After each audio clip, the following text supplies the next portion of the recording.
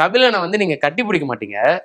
அந்த பின்னாடி அந்த அந்த ஒரு பிடரி மாதிரி இருக்கும் அவரோட, அந்த தலை சிங்கத்தோட பிடரி மாதிரி அப்படி பிடிச்ச ஒரு பெருமிதத்தோட பார்த்துட்டு தட்டி கொடுத்துட்டு உங்களோட ஃபோக்கஸ் ஃபுல்லா துறக்கணு கிட்ட தான் இருக்கும். ஸோ அவர் தலையை இப்படி பிடிக்கணும் அப்படின்ற இது வந்து அது எப்படி அங்க நடந்துச்சு, உங்களோட இன்புட்டா இல்ல ரஞ்சிதனா சொன்னாரான்றது தெரிஞ்சுக்கணும். ஏன் பண்ணீங்க? இல்ல அது மொமெண்ட் தான் சார், அது பிளான் எல்லாம் பண்றது இல்லை. அந்த மொமெண்ட்ல அந்த ஹீட் அப் சுச்சுவேஷன்ல என்ன வருதோ, நீங்க ஒரு நடிகனா இன்புட் அவர்கிட்ட இருந்து என்ன வாங்குறோமோ அது அந்த மொமெண்ட்ல நடக்கிறது தான். பிளான் பண்ணிலாம் வராது. அந்த மொமெண்ட்ல அப்படி ஒரு ஹீட்டடான ஒரு சுச்சுவேஷன்ல அவன் எப்படி பிஹேவ் பண்ணுவான் அப்படின்றது இது வரைக்கும் நம்ம நிறைய அனுபவங்கள் இருக்கு இல்லையா, நம்ம பார்த்துருப்போம், நிறைய விஷயங்கள் இருக்கும்.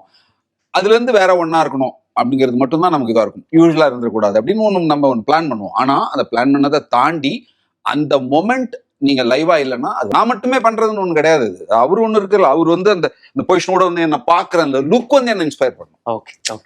That is more important. அதனாலதான் அந்த கோ ஆக்டர்ஸ் அவங்க டைலாக்கே பேசுறதுனால அவங்க நிக்கிற அந்த மொமெண்ட் இருக்குல்ல, அந்த ஹீட் அப் சிச்சுவேஷன்ஸ் அதுக்கு தேவை.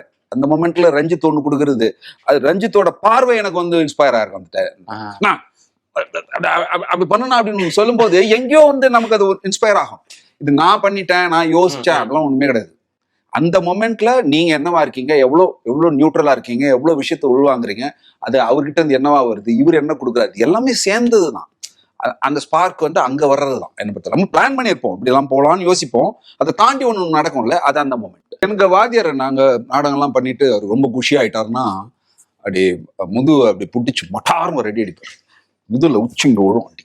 அது அடின்னு அடி இல்லை, அது சந்தோஷத்தின் அது ஒரு வெளிப்பாடு. அது விழும், உடம்பெல்லாம் அப்படி தீ மாதிரி ஆயிடும், அப்படி தீ மாதிரி ஆயிடும்.